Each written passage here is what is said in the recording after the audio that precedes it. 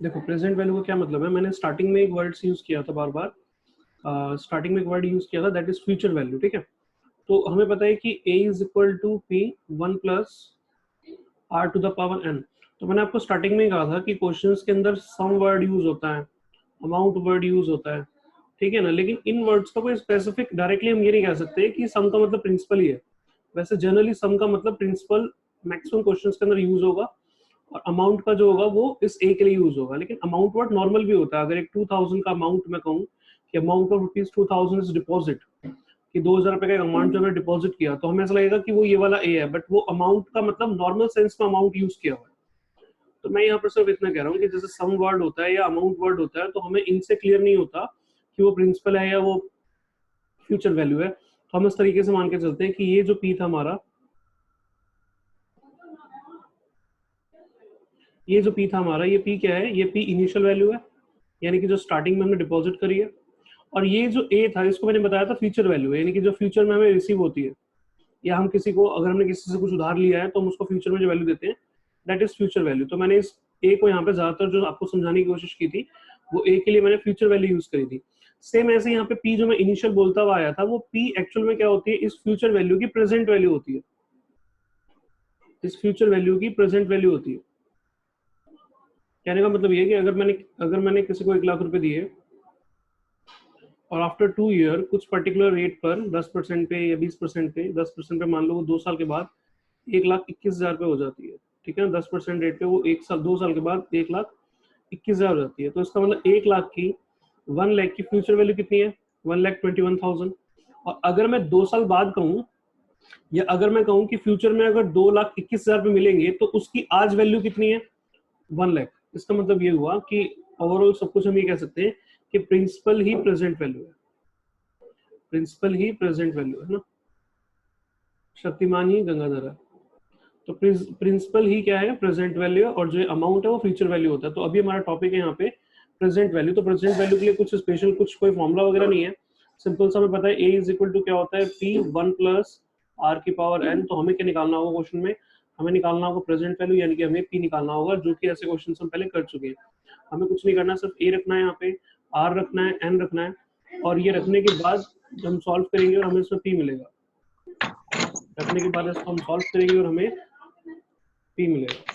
Okay, सो मैं इसमें कह रहा था यहाँ पे कि a is equal to P one plus R की पावर एन। इसका मतलब ये हुआ कि ये जो p है ना, ये p ही हमारी प्रेजेंट वैल्यू है। तो हमें कुछ नहीं करना, हमें a रखना है, इसके अंदर हमें r रखना है, n रखना है, और p के वैल्यू निकल जाएगी, ठीक है। तो कुछ खास नहीं है, न्यू नहीं है, सिंपल सा है। अच्छा, ये कौन से केस में होगा, ये कंपाउंड के केस में होगा। और हमने एक पढ़ा था कंपाउंड कंटिन्यूसली, कंपाउंडेड कंटिन्यूसली। तो उस केस में क्या होता है, उस केस में होता है a is equal to P E की पावर आर एन, ठीक है।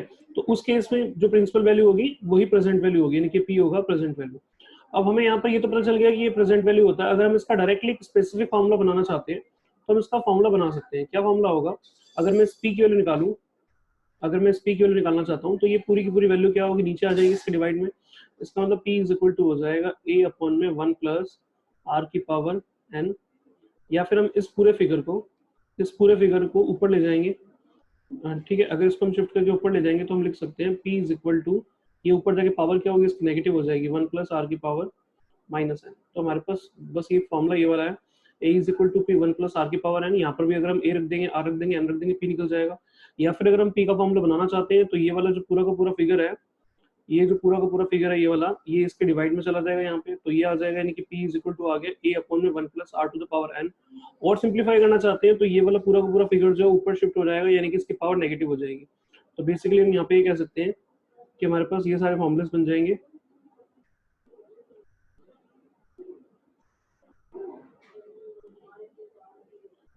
क्या हो गया,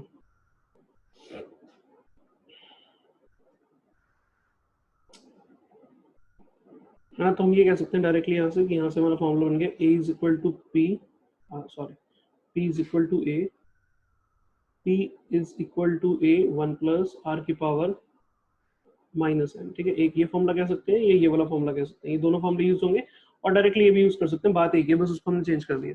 इस वाले केस में अगर हम p की वैल्यू निकालें तो p का फॉर्मूला बन जाएगा a अपॉन में e की पावर आर एन या फिर इसको हम और सिंप्लीफाई करके कह सकते हैं कि P is equal to A into में e की पावर माइनस में RN। ये दो फॉर्मूलेज हो गए, ठीक है, सिंपल से देखिए। अब देखो एक क्वेश्चन है, किसी को कुछ पूछना हो, अगर मैंने माइक जो माइक है वो म्यूट कर रखा है सबके, कोई ओपन नहीं कर सकता वहां से, तो चैट में बता देना, पहले मैं ओपन कर दूंगा फिर। अभी देखो 43 क्वेश्चन सिंपल सा क्या रखा है, 43 क्वेश्चन में क्या रखा है, how much should be invested at 6% per annum so that after 4 year amount will ₹25,000 when the interest is compounded. तो इस क्वेश्चन में क्या कह रखा है, इस क्वेश्चन में ये कह रखा है कि बताओ कितना डिपॉजिट किया जाए 6% रेट पे 4 साल के लिए, ताकि फ्यूचर में कितना अमाउंट मिल जाए, 25,000 पे फ्यूचर में मिल जाए, ठीक है। तो इसका मतलब बेसिकली क्या, आज कितना इन्वेस्ट किया है वही पूछ रहा है, तो उसका मतलब प्रिंसिपल हमें फाइंड आउट करना है, प्रिंसिपल हमें फाइंड आउट करना है इसके अंदर, और ए हमें दे रखा है कितना, फ्यूचर में कितना मिले 25,000, आर कितना दे रखा है 6%, और टाइम कितना दे रखा है 4 ईयर। ना फर्स्ट केस में क्या रखा है उसने, एनुअली, फर्स्ट केस में कहा गया यहाँ पे एनुअली, तो एनुअली के केस में तो कुछ होता ही नहीं, हमने पढ़ा हुआ है 1 ही रहता है, मतलब 1 से मल्टीप्लाई करते नहीं कि कुछ नहीं करते। तो P कितना आएगा, P हमें निकालना है, A हमें दे रखा है 25,000, R दे रखा है 6%, अब फर्स्ट केस में एनुअली है तो 6% ही आएगा 0.06, और N कितना हो जाएगा 4। तो हमें पता है क्या हो रहा है, हमें पता है A is equal to P 1 plus R की पावर N, ठीक है ना। मैंने पहले बताया था एक फॉर्मूला हम ये यूज कर सकते हैं स्टार्टिंग वाला ही, या फिर ये कर सकते हैं, या फिर ये यूज कर सकते हैं, कोई भी कर सकते हैं, मैंने फर्स्ट वाला ही लिख दिया अभी, ठीक है ना। तो A is equal to P 1 plus R to the power N, अब इसमें P रख दो, P की वैल्यू कितनी है, सॉरी A की वैल्यू कितनी है 25,000, P हमें निकालना है 1 प्लस R 0.06, N कितना हो गया 4, तो P इज इक्वल टू कितना होगा 25,000, और ये पूरी वैल्यू उसके डिवाइड में चली जाएगी, यानी कि 1.06 टू द पावर कितनी 4, और 25,000 इसकी 4 पावर सॉल्व करनी है, सबको आती होगी, तो इसकी 4 पावर अगर हम सॉल्व करते हैं तो कितना आएगा, तो इसकी 4 पावर आएगी 1.2624, और 25,000 से उसको डिवाइड करेंगे, 25,000 इसको डिवाइड करेंगे 1.2624, दैट मीन्स ये आ जाएगा 19,803 रुपये, ये इसका आंसर हो गया, इसकी प्रेजेंट वैल्यू, ठीक है। अब दूसरे केस में क्या क्या रखा है, दूसरे केस में क्या रखा है क्वार्टरली, तो क्वार्टरली के केस में पता है कि क्वार्टरली के केस में हमें P निकालना है, यहाँ पे मतलब प्रेजेंट वैल्यू निकालनी है, A हमें दे रखा है 25,000, ठीक है। नाउ रेट कितनी थी, रेट थी 6%, 6% 4 से डिवाइड होगा क्योंकि क्वार्टरली है, ओके। और टाइम कितना हो जाएगा, टाइम क्वेश्चन दे रखा है 4 ईयर, तो 4 से मल्टीप्लाई होगा क्वार्टरली के लिए 16 आएगा, इसको डिवाइड करेंगे तो कितना आएगा, 1.5 आएगा, यानी कि 1.5% आएगा, और 1.5% को भी डिवाइड करेंगे तो 0.015 आ जाएगा। तो बस सिंपल सा A is equal to P, या सेकंड वाला फॉर्मूला अप्लाई कर लो जो मैंने पीछे लिखवाया था, एक ही बात है, ये भी कर सकते हैं वो भी कर सकते हैं। तो उसके अकॉर्डिंग क्या होगा, P is equal to A upon में 1 प्लस R की पावर N। तो A कितना है, A है 25,000, 1 प्लस रेट कितनी है, ये रेट है, 1 से ऐड कर देंगे तो 1.015 टू द पावर 16। नाउ उसको सॉल्व करते हैं, 25,000 और इसकी 16 पावर आएगी 1.015 to the power 16, that means ये आएगी 1.2689। तो 25,000 को इससे डिवाइड करेंगे तो 1.2689, दैट मीन्स ये आ गया 19,702, ये प्रिंसिपल आ गया। फिर तीसरे केस में क्या रखा है, मंथली, तो मंथली के केस में 12 से मल्टीप्लाई 12 से डिवाइड कर देंगे, और नेक्स्ट केस में क्या रखा है कंटिन्यूसली, तो कंटिन्यूसली के केस में क्या होगा, P is equal to A upon में E की पावर RN, A कितना है 25,000, ओके। नाउ E की पावर R कितना हो जाएगा 6%, 0.06 इंटू में कितना, इंटू में 4 आ जाएगा 4 साल के लिए। तो बस अब इसको कर लेना, आगे तो आप कर सकते हो, वैल्यूज मैंने बताई थी इसकी कि आप लोग टेबल में से देख लेना, कैलकुलेटर से मैं बताऊंगा, तो बस इसकी वैल्यूज रख देना, आंसर आ जाएगा। मतलब कुछ भी नहीं है, क्वेश्चन हम पीछे कर चुके हैं इस तरीके का, बस यहाँ पे उसको नाम दे दिया प्रेजेंट वैल्यू, हालांकि प्रेजेंट वैल्यू का अपना एक यूज भी है, मैं बताऊंगा अभी आगे क्वेश्चन में, बट अभी इसमें कुछ खास नया नहीं था। वैसे P दे रखा होता था, R और N दे रखा होता था, हमें A निकालना होता था, इस बार A दे रखा है और बाकी चीजें दे रखी है, P नहीं दे रखा तो P निकालना हमें, ठीक है। आई थिंक यहाँ तक क्लियर हो गया होगा सबको। अभी जो हमने प्रेजेंट वैल्यू का क्वेश्चन किया था उस क्वेश्चन में तो कुछ खास नहीं था, लेकिन यहाँ पे एक्चुअल में प्रेजेंट वैल्यू का कंसेप्ट यूज हो रहा है, तो उसको ध्यान से समझना। क्या क्या रखा है इस क्वेश्चन में? इस क्वेश्चन में क्या रखा है? Mister X left rupees 2 lakh to be divided between his son Piyush and daughter Priya. यानी कि मिस्टर एक्स ने 2 लाख रुपए जो है आज की डेट में लेफ्ट कर दिए, मतलब छोड़ दिए, डेथ हो गई होगी उनकी या कुछ भी हो गया होगा, तो 2 लाख रुपए उन्होंने छोड़ दिए हैं अपने 2 बच्चों के लिए। एक है पीयूष और एक है डॉटर प्रिया। ठीक है, अब इस 2 लाख में से इनका कुछ कुछ हिस्सा होगा, मतलब मान लो 2 लाख में से 1 लाख इसका है और 1 लाख में से 80,000 इसके हैं और 1,20,000 उसके हैं, कुछ भी, मतलब 2 पार्ट्स में है उनके अमाउंट, लेकिन कितना है हमें ये नहीं पता। लेकिन क्या रखा? Priya's share was amount to a certain sum of money at the end of the 5 year, and the Piyush share was to amount to an equal sum at the end of the 7 year। यानी कि पीयूष को 7 साल के बाद जितना पैसा मिल रहा है और प्रिया को 5 साल के बाद जितना पैसा मिल रहा है, वो दोनों के दोनों पैसे के हैं बराबर है, यानी कि दोनों को मिलने वाली फ्यूचर वैल्यू जो है वो बराबर है। दोनों को मिलने वाली फ्यूचर वैल्यू क्या है? बराबर है। एक को 7 साल के बाद मिल रहे हैं और एक को 5 साल के बाद मिल रहे हैं, और दोनों की फ्यूचर वैल्यू क्या है? बराबर है। लेकिन दोनों की प्रेजेंट वैल्यू अलग अलग है। अलग अलग कैसे? मतलब कुछ भी हो सकता है सेम भी हो, बट मान के चलते अलग है। मतलब 2 लाख में से, मान लो 2 लाख में से 80,000 इसको मिले, गंदा पैन, 2 लाख में से मान लो 80,000 इसको मिले, मान लेते हैं सब, और 1,20,000 इसको मिले। ठीक है, और फिर ये 80,000 7 साल के बाद हो गए 1,26,000, और ये 1,20,000 जो है 5 साल के बाद हो गए 1,26,000। तो देखो दोनों को फ्यूचर में पैसा तो बराबर मिल रहा है, लेकिन दोनों की प्रेजेंट वैल्यू अलग अलग है। तो हमें नहीं पता उनकी प्रेजेंट वैल्यू कितनी है, ये हमें पता नहीं है, और ये भी नहीं पता हमें कि 1,26,000 मिल रहा है। मैंने एग्जाम्पल लिया, तो मैं मान लेता हूँ कि दोनों को एक्स मिल रहा है फ्यूचर में, दोनों को फ्यूचर में क्या मिल रहा है? एक्स मिल रहा है, यानी कि दोनों की फ्यूचर वैल्यू कितनी? एक्स है। और उनकी जो 7 साल पीछे अगर हम प्रेजेंट वैल्यू आए, जो कि यहाँ पे निकलेगी, और इसकी अगर हम प्रेजेंट वैल्यू पीछे आए, 5 साल पीछे आए, तो यहाँ जो निकलेगी उन दोनों का सम कितना है? 2 लाख। हमें नहीं पता प्रेजेंट वैल्यू कितनी है। मैंने 80 और 1,20,000 ऐसे एग्जाम्पशन ले ली थी, लेकिन मैं इतना कह रहा हूँ कि दोनों की मान लेते हैं फ्यूचर वैल्यू कितनी है। दोनों को फ्यूचर में एक्स अमाउंट मिलता है, लेकिन अगर उस एक्स अमाउंट का हम प्रेजेंट वैल्यू निकाल दें, यानी कि आज की वैल्यू निकाल दें 2 लाख में से, तो उन दोनों का टोटल कितना होगा? उन दोनों का टोटल होगा 2 लाख रुपए। कहने का मतलब यह है, मैं क्वेश्चन लिखता हूँ, समझ में आएगा। लेट द क्या स्टेटमेंट थी? let Piyush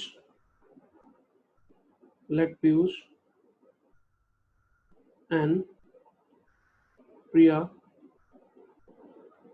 will get x rupees. ठीक है, दोनों के x रुपीज मिलेंगे। इन फ्यूचर लिख देते हैं, ये तो दोनों के टाइम बताने पड़ेंगे। In future.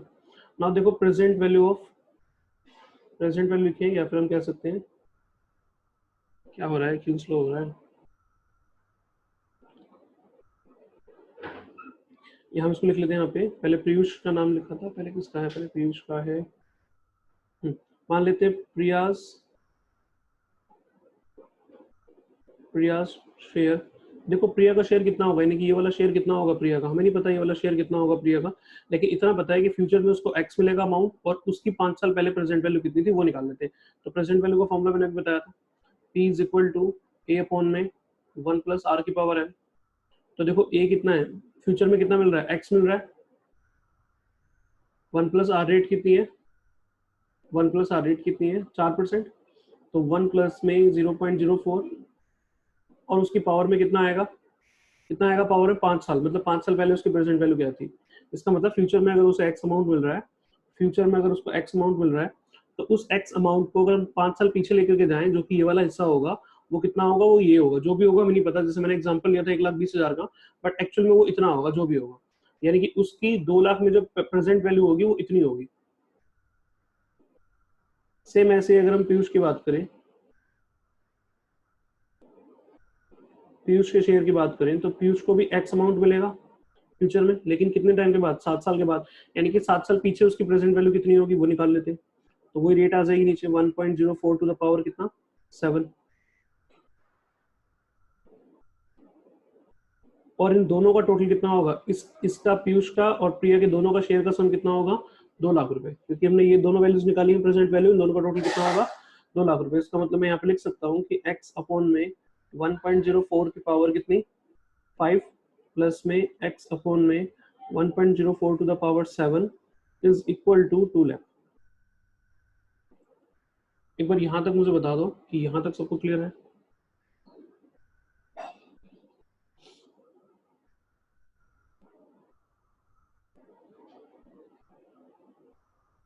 दोनों की फ्यूचर वैल्यू से हमने प्रेजेंट वैल्यू निकाली, क्योंकि हमारे पास जो 2 लाख है वो प्रेजेंट वैल्यू है, जो पहले डिपॉजिट करे उसके फादर ने लेफ्ट करी है।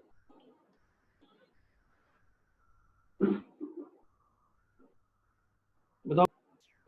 तो देखो करते हैं इसको आगे। तो दोनों में से x कॉमन आ रहा है, दोनों में से x कॉमन आ रहा है। x कॉमन निकालेंगे 1 अपॉन में 1.04 to the power 5 and plus में 1 अपॉन में 1.04 to the power 7 is equal to 2 lakh rupees. Calculate करते हैं इसको। तो अगर हम इसको कैलकुलेट करें 1.04 की पावर 1.04 की पावर 5, तो ये आएगा 1.2166 और प्लस इसकी पावर अगर 7 निकालें, अगर 7 निकालें तो 1.3159 इज इक्वल टू 2 लाख। अब इसको 1 से डिवाइड कर देंगे इन दोनों को अपने अपने को, यानी कि अब कितना आएगा, 1 को इससे डिवाइड करेंगे। सो 1 डिवाइडेड बाय 1.2166 दैट मीन्स ये आ जाएगा 0.8219 प्लस इसको डिवाइड करेंगे तो 1 डिवाइडेड बाय 1.3159 तो ये हो जाएगा 0.6188 is equal to 2 lakh. So x is equal to, इन दोनों को ऐड करके नीचे डिवाइड करेंगे इसके, तो इसको ऐड करते हैं 0.8219 प्लस 0.6188, सो ये आएगा 1.4407 इज इक्वल टू 2 लाख। तो x की वैल्यू कितनी आ जाएगी, 2 लाख डिवाइडेड बाय 1.4407 1.4407। कुछ कैलकुलेशन मिस्टेक हो गई क्या?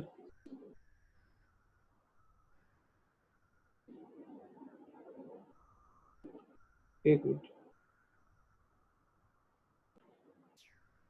ओके, सो आंसर आ गया इसका 1,26,438, यानी कि दोनों को फ्यूचर में इतना अमाउंट मिलेगा। ठीक है भाई, ये क्लियर हो गया होगा। नेक्स्ट इसके बाद टॉपिक है डेप्रिसिएशन, लास्ट टॉपिक है, बस वो चैप्टर खत्म हो जाएगा फिर ये।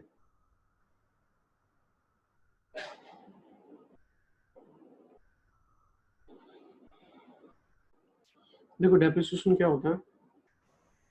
डेप्रिसिएशन सबको पता ही, अकाउंट्स में पढ़ा होगा, यहाँ पर तुम शॉर्ट में करेंगे क्योंकि हमारे जो न्यूमेरिकल क्वेश्चंस हैं वो फॉर्मूले बेस्ड है और मैथ्स के बेस्ड पर है, बट थोड़ा सा कंसेप्ट देख लेते हैं। डेप्रिसिएशन क्या होता है, कोई भी जो एसेट्स होती है हमारी, कोई भी एसेट्स अगर होती है, अगर हम उसको कुछ टाइम तक यूज करते हैं, कुछ टाइम तक अगर हम उसको यूज करते हैं, ठीक है ना, अगर हम उसको कुछ टाइम तक यूज करते हैं तो कुछ टाइम तक यूज करने के बाद उसकी वैल्यू क्या होती है, उसका जो प्राइस होता है वो ड्रॉप हो जाता है, उसका प्राइस पहले कम हो जाता है, मतलब उसका प्राइस जो है गिर जाता है टाइम के साथ यूज होने की वजह से। कई सारे रीजन है उसके, क्योंकि टाइम के अकॉर्डिंग अगर फैशन चेंज हो जाएगा या कोई नई टेक्नोलॉजी आ जाएगी या यूजेस के साथ साथ उसकी कैपेसिटी, उसकी प्रोडक्शन करने की कैपेसिटी कम हो जाएगी, कुछ भी रीजन हो सकता है जिस वजह से उसकी वैल्यू गिर जाती है। तो गिरी हुई वैल्यू जो होगी, जो कम हुई हुई वैल्यू होगी, दैट इज कॉल्ड डेप्रिसिएशन। जैसे फॉर एग्जांपल हमने एक एसेट्स को 1 लाख रुपए में खरीदा और 1 साल के बाद अगर हम उसको बेचना चाहते हैं तो उसके 90,000 रुपए मिल रहे हैं मान लेते हैं, तो इसका मतलब 1 लाख से 90,000 हो गया, यानी कि 10,000 उसके ऊपर क्या लग रहा है, डेप्रिसिएशन। ठीक है, तो ये जो उसकी वैल्यू में कमी आ रही है दैट इज कॉल्ड डेप्रिसिएशन। ठीक है, अब डेप्रिसिएशन 2 तरीके से होते हैं, हम लोगों ने पढ़े हुए अकाउंट्स में, एक स्ट्रेट लाइन मेथड होता है और एक WDV वैल्यू मेथड होता है। तो अगर हम स्ट्रेट लाइन मेथड की बात करें, स्ट्रेट लाइन मेथड की अगर हम बात करें, 2 मेथड है इसके यहाँ पे। स्ट्रेट लाइन मेथड में क्या होगा, अगर हमने कोई एक एसेट्स 1 लाख रुपए की खरीदी है और 5 साल के बाद अगर उसको हम सेल कर रहे हैं, उसको हमें 50,000 रुपए, उसको हमें 50,000 उसकी वैल्यू मिल रही है, तो इसका मतलब बेसिकली डेप्रिसिएशन कितना लगा, हमने 1 लाख की खरीदी और हमने उसको कितने में बेचा, हमने उसको 50,000 में बेचा, सेल वैल्यू या स्क्रैप वैल्यू कह सकते हैं उसकी। तो 1 लाख में खरीदा था, उसकी कॉस्ट थी और 50,000 ने उसको बेच दिया, इसका मतलब 50,000 उसकी क्या होगी, 50,000 उसको टोटल लगा कितना, डेप्रिसिएशन लगा 50,000। अब मान लेते हैं कि वो 5 साल की लगा, अगर मान लेते हैं वो 5 साल की लगा तो उसका मतलब 1 साल में कितना लगा, तो मैं इसको 5 से डिवाइड कर दूंगा तो कितना आ जाएगा, 10,000। सॉरी, 1 लाख की कोई चीज थी, 5 साल के बाद हमने उसको सेल करा, 50,000 रुपए में उसको सेल करके मिले, इसका मतलब 50,000 पे 50,000 5 ईयर का डेप्रिसिएशन लगा। तो अगर 5 ईयर का डेप्रिसिएशन 50,000 है तो एक साल का कितना होगा, एक साल का होगा 10,000। बस ये सिंपल, ये स्ट्रेट लाइन मेथड था। तो मैं इसका फॉर्मूला कह सकता हूँ यहाँ पे, इसका फॉर्मूला कह सकता हूँ पर ईयर डेप्रिसिएशन का फॉर्मूला क्या होगा, that is C minus S divide by N. और इस सी माइनस एस को मैं डायरेक्टली कह सकता हूँ W divide by N. W मतलब डेप्रिसिएशन, जो टोटल डेप्रिसिएशन था उसको हमने एन से डिवाइड कर दिया, तो यहाँ पर हम कह सकते हैं डेप्रिसिएशन पर ईयर। तो इसका कोई खास क्वेश्चन नहीं आने वाला हमारे यहाँ पे, ठीक है, इतना सा कंसेप्ट है इसका। लेकिन हमारा आता है जो डब्ल्यू मेथड है, जिसको यहाँ पर हम कहते हैं constant percentage method. Constant percentage method देखो होता क्या है, अगर हमने अभी कंपाउंड इंटरेस्ट की बात करी थी, सीआई की बात करी थी, अगर हमने कहीं पे पी अमाउंट इन्वेस्ट करा, अगर हमने कहीं पे पी अमाउंट इन्वेस्ट करा या हमने कहीं पे 1 लाख रुपए इन्वेस्ट करा, तो होता क्या है कि 1 साल या 2 साल के बाद क्या होता है, जैसे 1 साल के बाद उसकी वैल्यू हो जाती है 1,10,000, ठीक है ना, 1,10,000 कैसे, 1 लाख प्लस में 10,000 इंटरेस्ट उसका। फिर नेक्स्ट ईयर क्या हो जाएगा, 1,10,000 रुपए के ऊपर इंटरेस्ट मिलेगा, तो यानी कि अब इंटरेस्ट मिलेगा कितना, 21,000 रुपए। यानी कि हर बार क्या हो रहा है, जैसे हमारे पास 1 लाख रुपए है, 10,000 का इंटरेस्ट हुआ हमारे पास, टोटल वैल्यू कितनी हो गई, 1,10,000। फिर 1,10,000 आगे इन्वेस्ट हुआ और 1,10,000 रुपए के ऊपर इंटरेस्ट मिला कितना, 11,000 रुपए। फिर टोटल कितना हो गया, 1,21,000। फिर नेक्स्ट ईयर कितना पे इंटरेस्ट मिलेगा, 1,21,000 रुपए मिलेगा। लेकिन यहाँ पर क्या हो रहा है, यहाँ पर इंटरेस्ट ऐड हो रहा है। सेम ऐसे ही जो इसका डब्ल्यूडीवी मेथड है, कांस्टेंट परसेंटेज मेथड है, उसमें ऐसे ही होगा, जैसे 1 लाख की चीज है और 10% रेट पे डेप्रिसिएशन लग रहा है, तो 1 लाख में से 10,000 गया तो कितना बचेगा, 90,000। फिर 90,000 रुपए के ऊपर डेप्रिसिएशन लगेगा, तो 90,000 रुपए अगर हम डेप्रिसिएशन लगाएंगे 10% रेट पे, तो डेप्रिसिएशन कितना हो जाएगा, 9,000 हो जाएगा। फिर 9,000 90,000 में से माइनस होगा 81,000 हो जाएगा। फिर 81,000 का 10% लगेगा कितना, 8100, फिर वो माइनस हो जाएगा। तो दोनों में सिमिलरिटी चल रही है, यानी कि जो भी बैलेंस अपडेट होके आएगा उस बैलेंस के ऊपर इंटरेस्ट लग रहा है या उस बैलेंस के ऊपर डेप्रिसिएशन लग रहा है, लेकिन दोनों में डिफरेंस सिर्फ इतना है कि इंटरेस्ट ऐड होता है और डेप्रिसिएशन माइनस होता है। तो अगर मैं यहाँ पे इसका फॉर्मूला बताता हूँ, अगर इसका फॉर्मूला हम देखें सीआई का, तो सीआई का फॉर्मूला होता है A is equal to P 1 plus R की पावर एन। तो डेप्रिसिएशन का भी फॉर्मूला ऐसे ही हो जाएगा, बस जहां पर इसमें प्लस दे रखा है, जहां पे इसमें प्लस दे रखा है यहाँ पे बीच में, क्योंकि प्लस क्यों लग रहा है यहाँ पे, क्योंकि depreciation add, sorry interest add हो रहा है, लेकिन डेप्रिसिएशन क्या होगा, माइनस होगा। तो डेप्रिसिएशन का फॉर्मूला क्या होगा, डेप्रिसिएशन का फॉर्मूला होगा सी, यानी कि इनिशियल वैल्यू जो होगी उसकी कॉस्ट होगी, एंड 1 प्लस ना होके 1 माइनस आर होगा की पावर एन, और यहाँ आ जाएगा एस, यानी कि सेल वैल्यू या स्क्रैप वैल्यू। ये हमारा डेप्रिसिएशन का फॉर्मूला हो जाएगा। यानी कि अगर हमने 1 लाख रुपए की कोई चीज लगाई है, एसेट्स लिए है, 10% रेट पे डेप्रिसिएशन लग रहा है और 2 साल के लिए लग रहा है, तो यहाँ पे तो 1 लाख कॉस्ट आ जाएगी, यहाँ पे रेट ऑफ डेप्रिसिएशन यानी कि 10% आ जाएगी, यहाँ पे 2 आ जाएगा।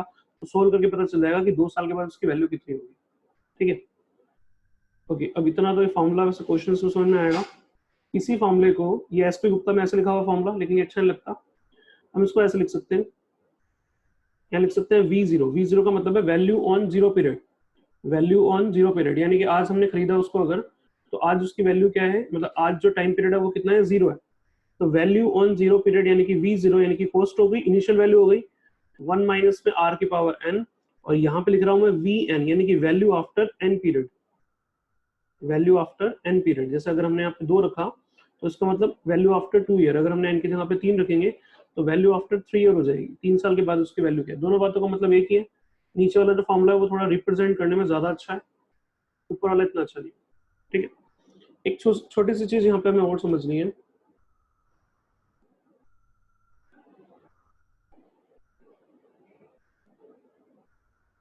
एक छोटी सी चीज हमें यहाँ पे और समझनी है। देखो जैसे हम लोगों ने इंटरेस्ट में बात करी थी, मान लो अगर हमने 1 लाख डिपॉजिट करा यहाँ पे, हमने 1 लाख डिपॉजिट करा, तो यानी कि ये हो गया अमाउंट ऑन जीरो पीरियड, मतलब प्रिंसिपल भी कह सकते हैं, अमाउंट ऑन जीरो पीरियड। 1 साल के बाद मान लेते हैं वो हो जाता है 1,10,000, ठीक है, और 2 साल के बाद वो वैल्यू बढ़ के हो जाती है, मान लो फॉर एग्जाम्पल 1,22,000। फिर 3 साल के बाद वो वैल्यू हो जाती है फॉर एग्जाम्पल 1,40,000। तो अब अगर मैं यहाँ पे कहूँ कि इंटरेस्ट फॉर, अगर मैं कहूँ इंटरेस्ट फॉर फर्स्ट ईयर, अगर मैं कहता हूँ इंटरेस्ट फॉर फर्स्ट ईयर, पहले साल का इंटरेस्ट कितना है, तो हम ये बीच का डिफरेंस देखेंगे, कितना इंटरेस्ट होगा, 10,000 होगा डिफरेंस यहाँ पे। तो पहले साल का इंटरेस्ट कितना हुआ, 10,000। अगर मैं कहता हूँ इंटरेस्ट फॉर सेकंड ईयर, तो सेकंड ईयर का इंटरेस्ट ये होगा बीच का हिस्सा, A2 माइनस A1, ये वाला हिस्सा होगा बीच का, कितना आएगा, 1,22,000 में से 10,000 माइनस करेंगे तो कितना आएगा, 12,000। तो आप यहाँ पे ध्यान से देखो कि जब हम इंटरेस्ट फॉर, जब हम इंटरेस्ट फॉर फर्स्ट ईयर निकालते हैं तो हम माइनस करते हैं A1 में से A0, यानी कि वैल्यू आफ्टर 1 ईयर माइनस करते हैं वैल्यू आफ्टर 0 ईयर। अगर हम इंटरेस्ट फॉर सेकंड ईयर निकालते हैं तो इसका मतलब हम क्या करते हैं, ये हमने एक क्वेश्चन में कर भी रखा है, 13 एग्जांपल में इसका यूज भी हुआ था। अगर हम इंटरेस्ट फॉर सेकंड ईयर निकालते हैं, यानी कि ये निकालते हैं, तो हम क्या करते हैं, हम A2 में से A1 माइनस करते हैं। लेकिन अगर यही चीज डेप्रिसिएशन में हो तब क्या होगा, नीचे लिखा है। चलो मान लेते हैं यहाँ पे 1 लाख की एसेट्स है, तो यानी कि ये हो गया वैल्यू इन 0 पीरियड, यानी कि कॉस्ट वैल्यू होगी। मान लेते हैं 1 साल के बाद इसकी वैल्यू हो जाती है 90,000, 2 साल के बाद इसकी वैल्यू हो जाती है 80,000, 80 नहीं इसको 81 कर देते हैं, 3 साल के बाद इसकी वैल्यू हो जाती है फॉर एग्जाम्पल 70,000। तो अभी अगर मैं कहूँ इसमें से कि depreciation charge for first year, चलो depreciation charge for first year, तो आप लोग कहोगे बीच का डिफरेंस, और वो कितना आएगा भाई, 1 लाख की एसेट्स थी, बाद में 1 साल के बाद कितनी हो गई 90,000, इसका मतलब डेप्रिसिएशन कितना हो गया 10,000। अगर मैं कहता हूँ डेप्रिसिएशन फॉर सेकंड ईयर, तो ये बीच का गैप होगा, तो ये फिलहाल कितना आएगा, यहाँ पे 90,000 में से हम 81,000 माइनस करेंगे, कितना आएगा 9,000 आएगा। सेम यहाँ पर अगर हम करेंगे 70,000 81 में से 70 माइनस करेंगे तो यहाँ आ जाएगा 11,000 डेप्रिसिएशन। मैं समझाना क्या चाह रहा हूँ, मैं यहाँ पे समझाना चाह रहा हूँ कि जब हमने इंटरेस्ट की बात करी थी ना, तब तो हमने A1 में से A0 माइनस करा, मतलब कि नेक्स्ट में से प्रीवियस को माइनस करा। जब हमने सेकंड ईयर के इंटरेस्ट की बात करी थी तो हमने A2 में से A1 माइनस करा, यानी कि नेक्स्ट में से प्रीवियस को माइनस करा। लेकिन इंटरेस्ट के डेप्रिसिएशन के केस में ऐसा नहीं होगा। डेप्रिसिएशन के केस में क्या हो रहा है, देखो अगर हमने यहाँ पे फर्स्ट ईयर का इंटरेस्ट निकाला तो हमने 90 में से 1 लाख को माइनस नहीं करा, हमने 1 लाख में से 90,000 को माइनस करा। जब हमने डेप्रिसिएशन फॉर सेकंड ईयर निकाला तो हमने 81 में से 90 माइनस नहीं करा, जैसे हमने वहाँ पे 1,22,000 में से 1,10,000 माइनस करा, यहाँ पर हम 90 में से 81 माइनस कर रहे हैं। ऐसा क्यों हो रहा है, क्योंकि इंटरेस्ट के केस में बाद वाली वैल्यू ज्यादा होती है, बढ़ जाती है, लेकिन डेप्रिसिएशन के केस में पहले वाली वैल्यू ज्यादा होती है और बाद वाली वैल्यू कम हो जाती है, इसलिए पहले वाली में से बाद वाली माइनस करते हैं। तो इसलिए इसका फॉर्मूला क्या बनेगा, अगर मैं कहता हूँ डेप्रिसिएशन फॉर सेकंड ईयर, अगर मैं कहता हूँ सेकंड ईयर का डेप्रिसिएशन क्या होगा, तो सेकंड ईयर का डेप्रिसिएशन के बीच वाला हिस्सा होगा, तो मैं V2 माइनस V1 करूंगा या V1 माइनस V2 करूंगा, ऑब्वियसली V1 माइनस V2 करूंगा, तो V1 माइनस में V2। जबकि वहां पे सेकंड ईयर के लिए क्या हो रहा है, वहां पर सेकंड ईयर के लिए हो रहा है A2 माइनस A1, क्योंकि वहां पे बाद में से पहले वाली वैल्यू माइनस होगी और यहाँ पे पहले वाले में से बाद वाली वैल्यू माइनस होगी। यानी कि अगर मैं कहता हूँ डेप्रिसिएशन फॉर थर्ड ईयर, अगर मैं कहता हूँ डेप्रिसिएशन फॉर थर्ड ईयर, तो थर्ड ईयर का डेप्रिसिएशन ये होगा, तो हम V3 में से V2 माइनस नहीं करेंगे, हम V2 में से V3 माइनस करेंगे। तो कहने का मतलब ये हमें ऐसे याद नहीं रखना, मैंने कंसेप्ट क्लियर करने के लिए इतना डिटेल में बताया। हम डायरेक्टली यहाँ पे फॉर्मूला याद रखेंगे, depreciation for any particular year, यानी कि nth ईयर मान लेते हैं, किसी एक पर्टिकुलर ईयर के लिए अगर हमें डेप्रिसिएशन निकालना है तो हम क्या करेंगे, उसमें से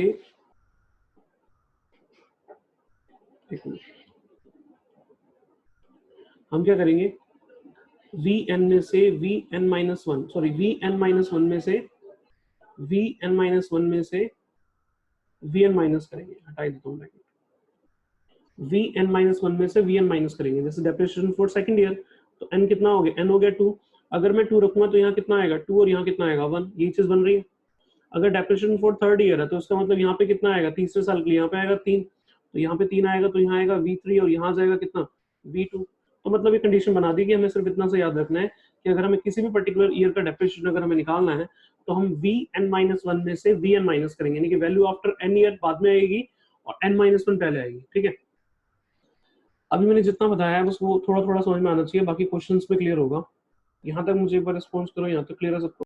देखो 43 क्वेश्चन में क्या रखा है, a machine is costing rupees 50,000, depreciation होती है at the constant rate।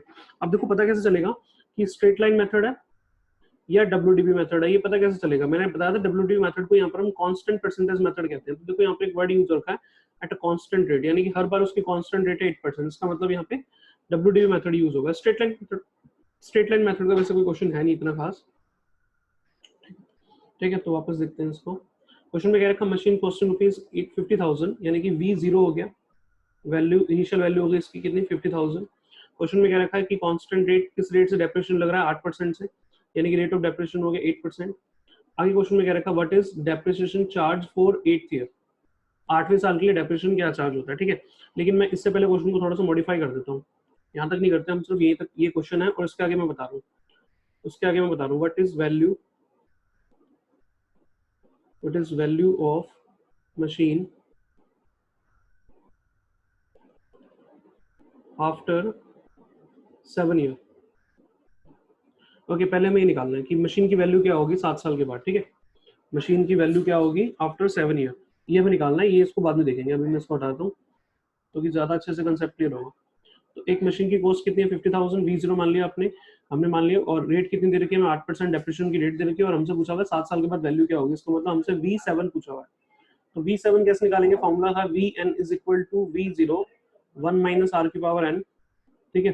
तो हमें इसके अंदर वैल्यूज रखनी है, तो V0 कितना है 50,000, 1 माइनस R कितना होगा, रेट कितना 8% यानी कि 0.08 टू द पावर कितनी 7, क्योंकि 7 के लिए निकाल रहे हैं हम, n 7 मैंने यहाँ पे 7 साल के बाद का है, तो 7 आएगा यहाँ पे, बस इसको सॉल्व कर देना, 50,000 हो जाएगा 0.92 की पावर 7, तो ये निकालते हैं 0.92 की पावर 7।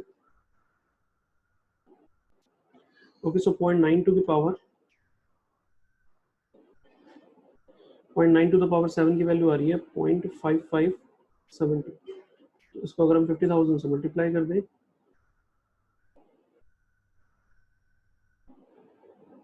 तो ये हो जाएगा 27,892 रुपए, ठीक है, यानी कि ये उसकी वैल्यू हो गई, ये उसकी वैल्यू हो गई, यानी कि 7 साल के बाद उसकी वैल्यू ये होगी। एक तो क्वेश्चन इस तरीके से हो सकता है, जैसे मैंने यहाँ पर लिख दिया value after 7 year, value after 10 year, value after 8 year, value after 15 year, तो बस हमें n की जगह पे 15, 10, 8, 7 जो भी निकालना है वो निकाल दिया। अब इसमें यहाँ पे एडिशनल पूछा हुआ है, आगे वाला क्वेश्चन देख लेते हैं। अभी पे तो मैंने ये निकाल दिया 7 साल के बाद वैल्यू क्या होगी, एक क्वेश्चन तो ये हो गया। अब आगे क्वेश्चन में कह रहा है what is depreciation charge for 8th year, 8वें साल के लिए डेप्रिसिएशन क्या होगा, तो मैंने फॉर्मूला बताया था अभी इसमें, depreciation for nth year, depreciation for nth year का क्या फॉर्मूला था, that is Vn-1 minus Vn। तो इसका मतलब हमें निकालना है किसका, हमें निकालना 8 साल के बाद डेप्रिसिएशन फॉर 8th ईयर, तो ये n की जगह पर रिप्लेस करेगा 8, तो यहाँ आ जाएगा 7 और यहाँ आ जाएगा 8। इसका मतलब ये हो गया, ये तो मैंने वैसे एडिशनल बताया कि अगर ऐसा क्वेश्चन पूछा जाएगा 7 साल के बाद क्या वैल्यू होगी वो तो निकाल देंगे, लेकिन अभी इस क्वेश्चन का इससे कोई मतलब नहीं है, अभी इसका कोई यूज नहीं है ना, अभी इसका कोई यूज नहीं है इसका। तो अभी हम क्या करेंगे, अभी फिलहाल इसका यूज नहीं है, अभी हमें सिर्फ ये देखना है कि 8 साल के बाद 8वें साल के लिए डेप्रिसिएशन क्या होगा, V7 माइनस में V8। तो ये दोनों चीजें हमें निकालनी पड़ेगी, हमें V7 भी निकालना पड़ेगा और हमें V8 भी निकालना पड़ेगा, और निकाल के यहाँ पे रख देंगे, आंसर आ जाएगा। अब V7 निकालना पड़ेगा जो कि मैं पहले निकाल चुका हूँ, तो इसका मतलब V7 तो आ गया इसमें 27,892, और V8 निकाल देते हैं, तो V8 होगा V0 1 माइनस में R की पावर 8, तो V0 कितना है 50,000, यहाँ पे आ जाएगा कितना 8% रखेंगे तो 0.92 की पावर 8 हो जाएगा, 50,000 इंटू में 0.92 द पावर 8,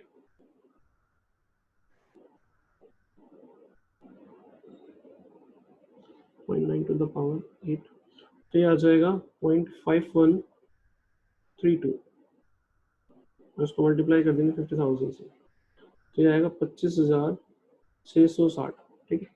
तो यहाँ पर वैल्यूज रख देंगे इसके अंदर हम, यहाँ पे यही नीचे ही कर देता हूँ मैं, उसको अलग पेज पे फायदा नहीं है।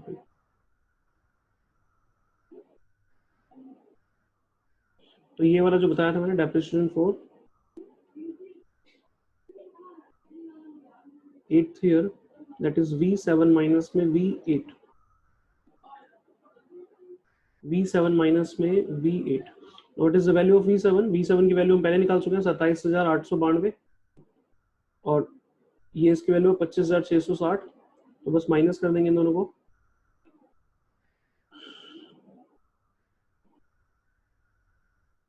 ₹27,892, ये आ जाएगा 2,231 रुपए डेप्रिसिएशन चार्ज में।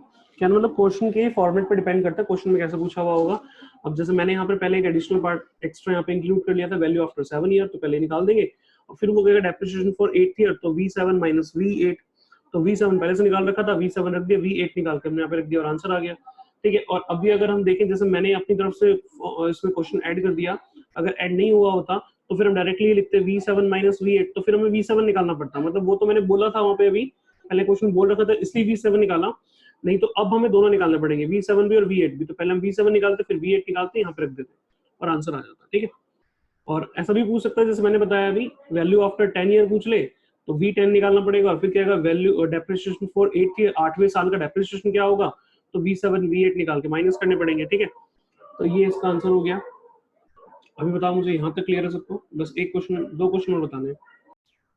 इस क्वेश्चन में क्या रखा है, an assets costing ₹2000 will depreciate to the scrap value 160 in 10 years. मतलब 10 साल के बाद एक एसेट्स है जिसकी कॉस्ट है 2000 रुपए, तो मैं इसको सी मान सकता हूँ या इसको मैं V0 कह सकता हूँ, V0 ही मान लेते हैं। तो V0 कितना है 2000। देखो कुछ भी खास नया नहीं है, ये सारी चीजें हम पीछे कर चुके हैं, वही यहाँ पर यूज होना है फॉर्मूला। और वो कह रहा है उसकी स्क्रैप वैल्यू, यानी कि 10 साल के बाद उसकी वैल्यू कितनी है आफ्टर 10 ईयर। V10 कितना हो गया 160, यानी कि n दे रखा है 10। तो अब हम इसमें फॉर्मूला अप्लाई करेंगे डेप्रिसिएशन का, that is A is equal to P, sorry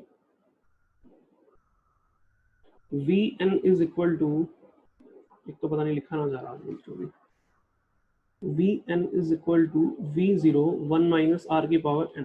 अब उसने कहा वो V कितना कह रहा है V10, तो V0 यहाँ पे और यहाँ पे 1 माइनस r की पावर कितनी 10। ये जो V10 हमें दे रखा है कितना 160, यानी कि 2000 रुपये वाली जो मशीन है वो 160 की हो जाती है 10 साल के अंदर। तो आपको बताना रेट ऑफ इंटरेस्ट क्या होगी। तो बस इसको सॉल्व करना है हमें। तो कैसे सॉल्व करेंगे, यहाँ पे इसको इससे डिवाइड करेंगे, तो 160 अपॉन में 2000, 160 अपॉन में 2000 डिवाइड में आएगा, यानी कि यहाँ पर कट कर ये इस नीचे डिवाइड में जाएगा, तो यहाँ आएगा 0.08, 0.08 is equal to 1 minus r की पावर 10। अब मैंने आप लोगों को बताया था यहाँ पर हम लॉग भी यूज कर सकते हैं, यहाँ पर हम एंटी लॉग भी यूज कर सकते हैं, ठीक है ना। लॉग एंटी लॉग यूज कर सकते हैं, लेकिन मैंने एक तरीका बताया था पावर को उधर थ्रो कर दो और 12 टाइम्स रूट वाला एक प्रोसेस बताया होगा, वो यहाँ पर हम अभी अप्लाई करेंगे इसमें। तो इसकी पावर में 1/10 कर दूंगा यहाँ पे, that is equal to 1 minus r, और 0. इसकी पावर 1/10 अगर हम निकालेंगे तो आप लोग उस तरीके से ही करना जो मैंने पीछे बताया था। तो इसकी वैल्यू आएगी 0.7767 is equal to 1 minus r। r उधर चला जाएगा और ये इधर आ जाएगा, तो r is equal to 1 minus में 0.7767, तो r इज इक्वल टू कितना आ जाएगा, 1 माइनस कर देते हैं इसमें से, तो r आ जाएगा 0.2232, यानी कि रेट कितनी हो गई, 100 से मल्टीप्लाई करते हैं इसको 22.32%, यानी कि इस रेट से डेप्रिसिएशन चार्ज हो रहा है। तो सिंपल सा क्वेश्चन था, बस ये फॉर्मूला पता होना चाहिए था, जो कि पता ही होगा, ऊपर कर लिया हमने क्वेश्चंस। उसके पुट करने के बाद इस कंडीशन पे आने के बाद वही जो हमने कंपाउंड इंटरेस्ट में पढ़ा है वही अप्लाई करना है। यहाँ पर लॉग भी ले सकते हैं, तो पहले लॉग लेंगे फिर एंटी लॉग लेंगे, लंबा पड़ेगा, लेकिन मैंने पावर का तरीका बता रखा है ऑलरेडी, तो हम उसको यूज करेंगे। एक क्वेश्चन और देखते हैं, इसके बाद लास्ट है ये, और इसमें सारा कंसेप्ट रिपीट हो जाएगा।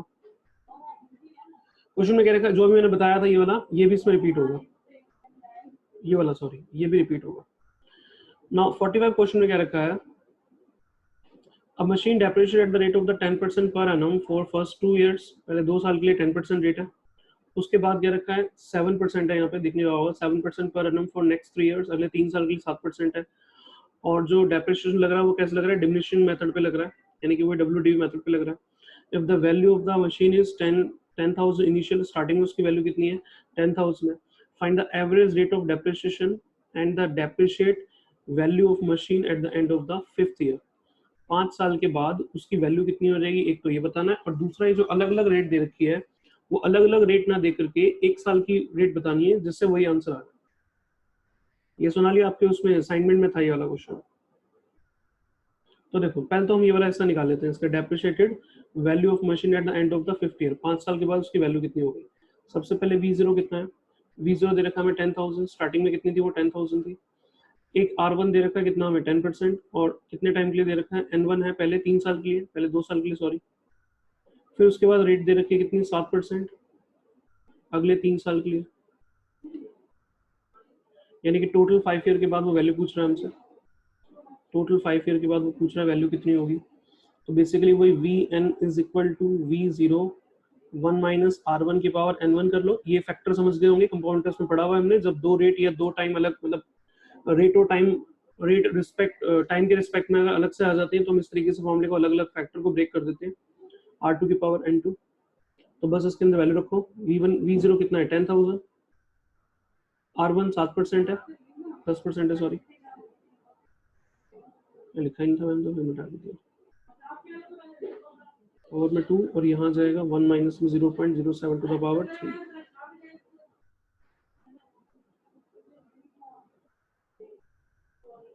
तो यहाँ आएगा 10,000, यहाँ जाएगा 0.90 टू द पावर 2 और यहाँ जाएगा 0.93 टू द पावर 3।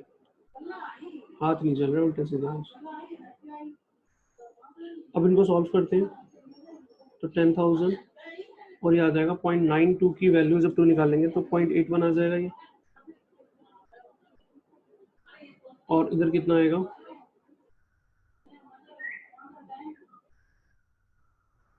यहाँ जाएगा 0.8649। इंटू में 10,000 तो ये आ जाएगा 7,000। क्वेश्चन में चेंजेस हो गए, ये मतलब था ये आ जाएगा 7,005 रुपये 69 पैसे जो भी है, इतना छोड़ देते हैं। तो ये इसकी वैल्यू आफ्टर 5 ईयर होगी। ठीक है, इतना तो आंसर आ गया हमारा। ठीक है,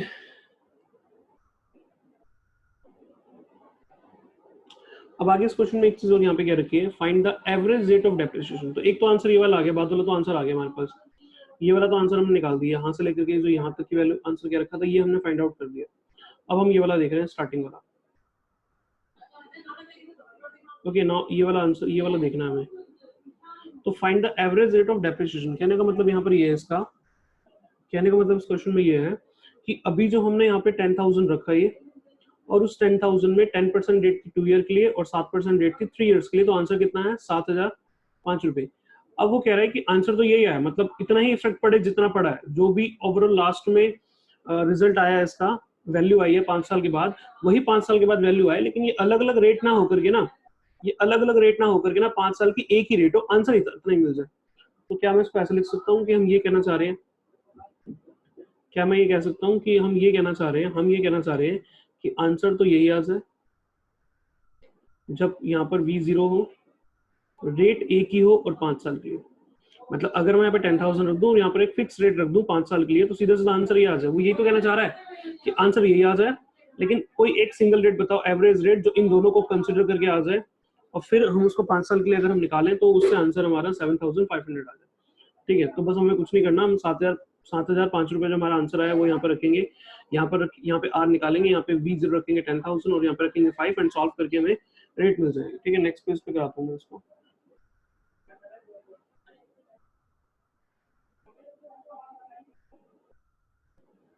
तो यहाँ पे आएगा 7,005 rupees is equal to V0 10,000। पहले रेट कितनी थी, पहले रेट थी 10%, पहले रेट थी 10% 2 साल के लिए, 10% 2 साल के लिए थी, फिर 7% 3 साल के लिए। तो ये तो सॉल्यूशन वही आने वाला है यहाँ पे, 10,000 0.9 की स्क्वायर और 0.93 की पावर 2, नॉट 10,000, इसकी वैल्यू आ जाएगी 0.81 और इसकी वैल्यू आएगी 0.8649, 8649। इन दोनों को मल्टीप्लाई करेंगे वही हिस्सा आएगा, कितना आएगा, एक मिनट, ये आएगा ना 0.007।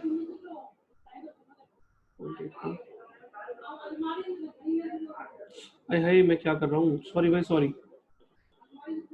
हाँ गलत कर दिया,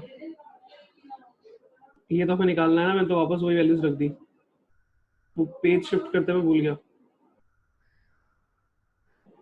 1 माइनस आर की पावर 5 आएगा यहाँ पे, तो बाय मिस्टेक में पेज चेंज करते टाइम मैंने क्वेश्चन रिपीट, मतलब वही कर दिया वापस। आर तो हमें निकालना है, 5 करना है, ठीक है ना। यहाँ पर ये जो बता रहा था मैं यही वाला सॉल्यूशन देख के और उसके आगे प्रोसीड कर दिया। तो अभी इसको हम डिवाइड करेंगे इधर, तो 7,000 divide by 10,000 is equal to 1 minus R की पावर 5। तो इसको से डिवाइड करेंगे तो 0.7005 is equal to 1 minus R की पावर 5। और अब मैंने इसके आगे का सॉल्यूशन बता रखा है कि 5 पावर को उधर थ्रो करेंगे, तो 0.7005 टू द पावर कितनी, 1/5 is equal to 1 minus R. अब इसकी पावर हमें 5 सॉल्व करनी है, तो इसकी पावर 5 सॉल्व करनी है, वही 12 टाइम्स रूट वाला जो कंसेप्ट बता रखा है पीछे वही फॉलो करना। और अब ये क्वेश्चन हमने यूज भी किया था, तो मैं इसको डायरेक्टली कर रहा हूँ अभी 0.7005।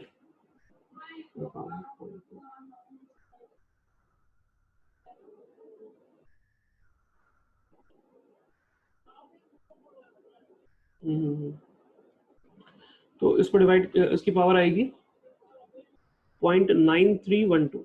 ठीक है, वही 12 टाइम्स रूट वाला करके इसको कर लेना, आंसर ये मिलेगा। Is equal to 1 minus R. Now R को उधर शिफ्ट करेंगे और 1 माइनस में 0.9312 उधर शिफ्ट करेंगे, तो आर इज इक्वल टू कितना आएगा? आर इज इक्वल टू आ जाएगा 0.0687।